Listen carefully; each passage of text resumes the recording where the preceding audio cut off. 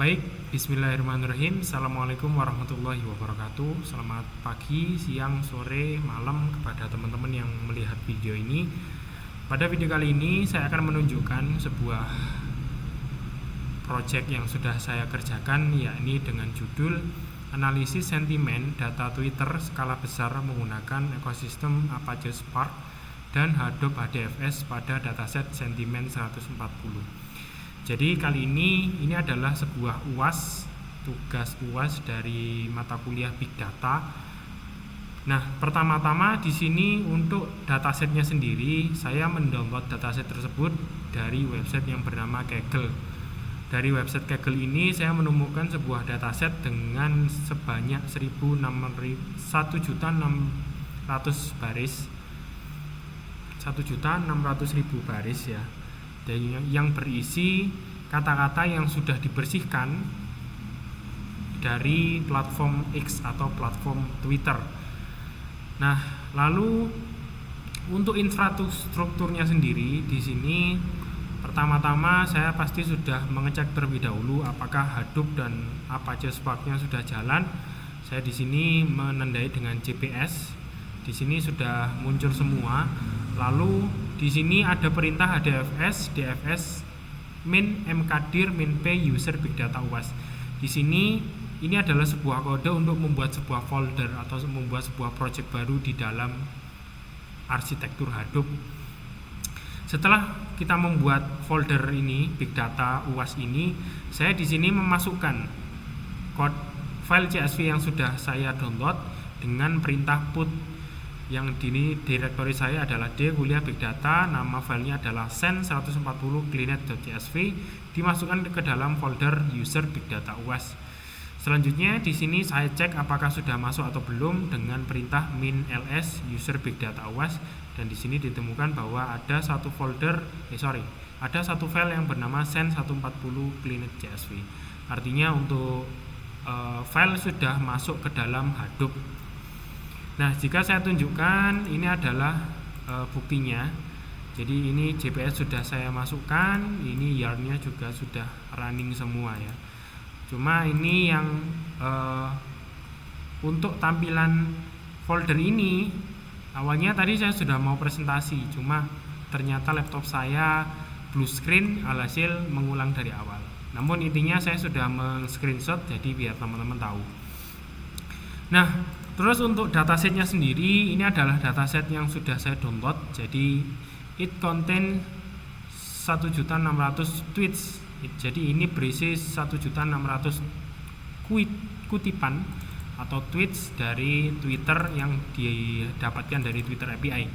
Di sini sudah saya download sebanyak sebesar 120 MB ya, sesuai dengan kriteria dari tugas UAS Big Data, yaitu di atas 100 MB dan baris datanya yang sangat banyak. Nah, ini adalah datasetnya yang bernama sentimen 140. Nah, lalu saya akan jelaskan kepada teman-teman untuk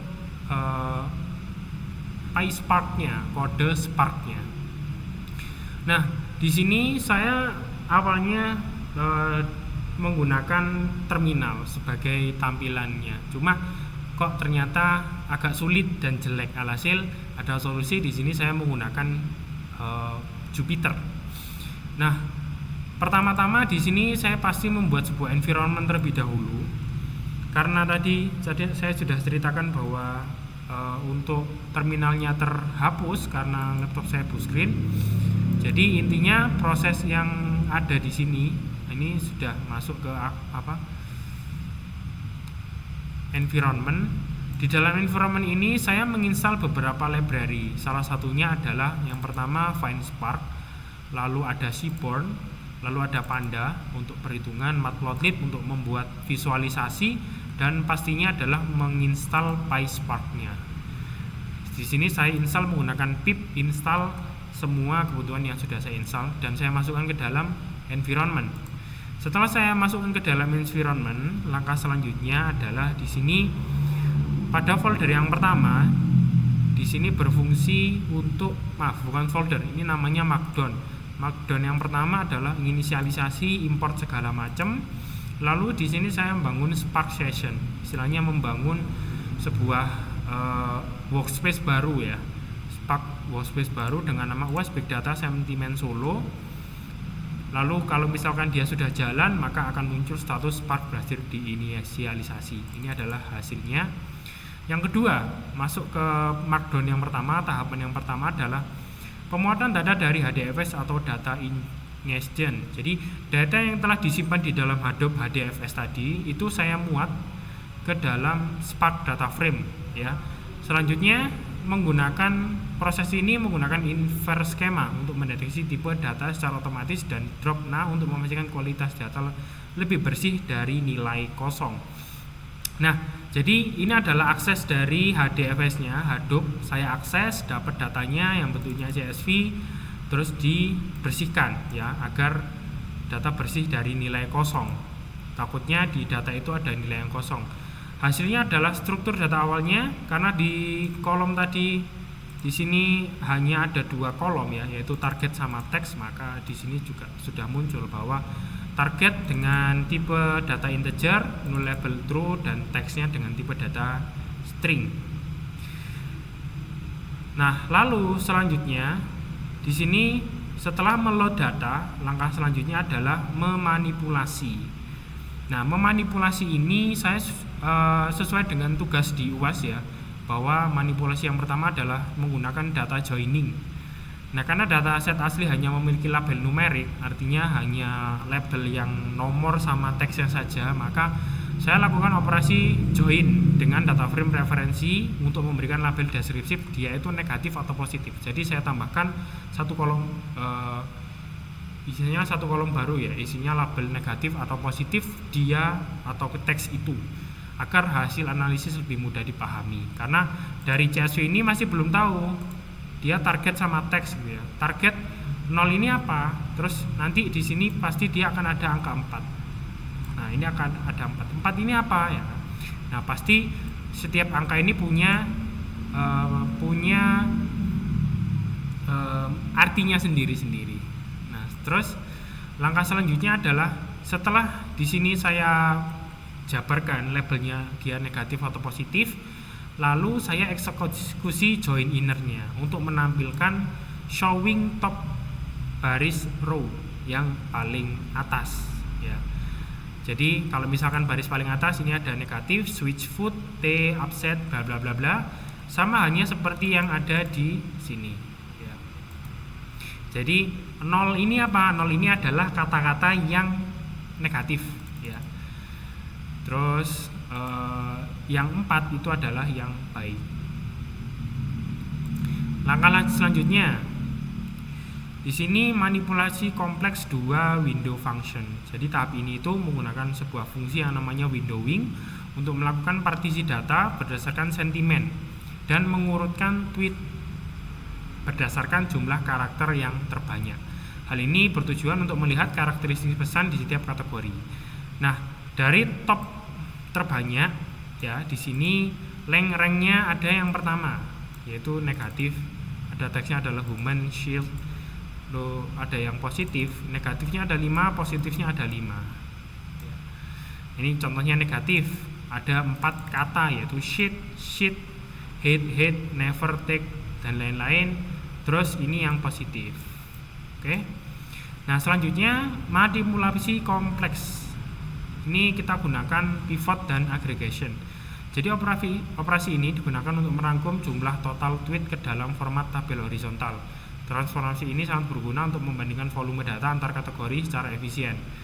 Nah, dari data yang sudah ada ini, kita pivot dan kita agregasi, kita group by dan kita count. Dari kode ini saya tampilkan bahwa di sini yang menarik adalah hasilnya yaitu seimbang antara negatifnya sebanyak 80.000 ya.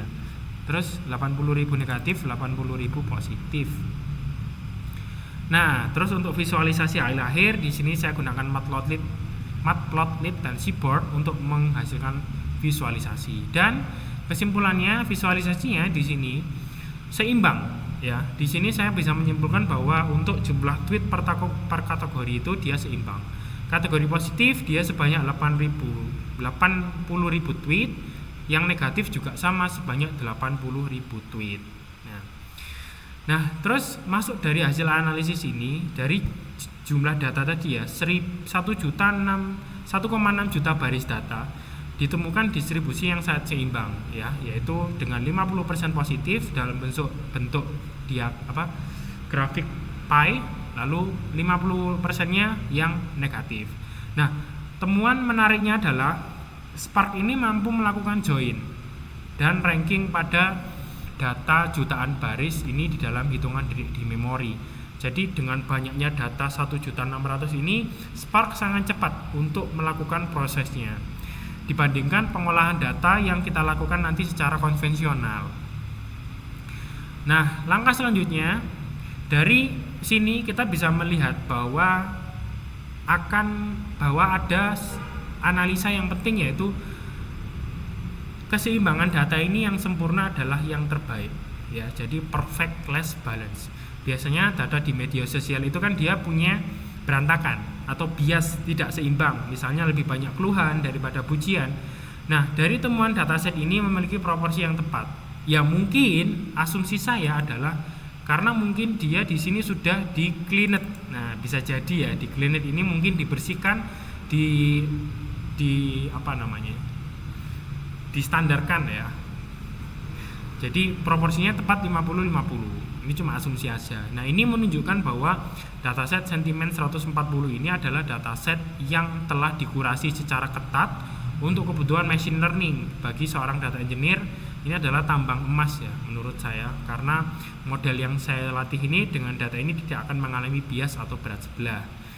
Terus penemuan yang kedua, analisis yang kedua adalah skalabilitas pemrosesan in memory. Nah, operasi join dan windowing ya, ini window sama join. Ini kan kita istilahnya menjowing 1,6 juta baris data.